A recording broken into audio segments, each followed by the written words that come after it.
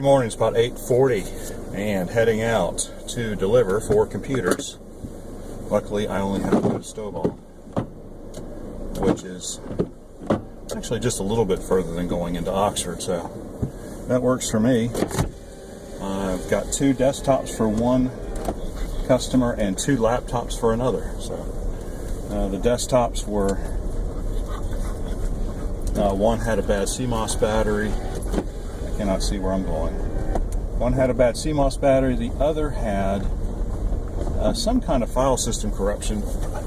You know, if I had to, well, I am guessing because I'm not exactly sure, but I think probably maybe a power failure cut the computer off and scrambled things up a little bit, or could have just been turned off too many times using the power button. So, oh, now that's going to go off because it's sitting on the chair. Anyway, we got that, and we got 2 laptops. One was just a nasty virus, had a heck of a time getting it off there. Took several runs with just about every antivirus utility I've got.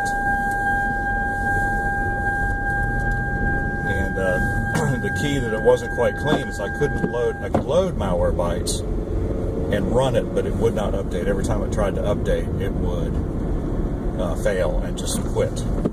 So that was my clue that the virus was still active. So finally got it into safe mode, was able to run Malwarebytes, and was able to clear. It was a couple of little viruses and a couple Trojans. So got that, and the other was a laptop with a broken hinge. Actually, the hinge itself broke. It's a 2-piece hinge. One piece goes down into the chassis and is screwed in. The other piece is kind of welded onto it. And so I was able to get that epoxy back together. I used epoxy, but what's going to hold it is that once I put it back in the hole, I just filled up the entire hole with epoxy.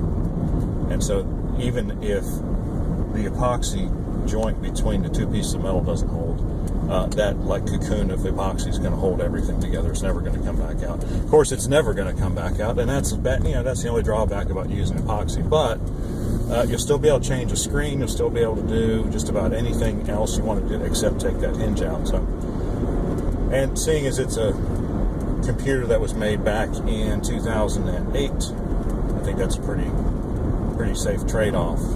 Probably the next time it breaks, they won't bother to have it fixed.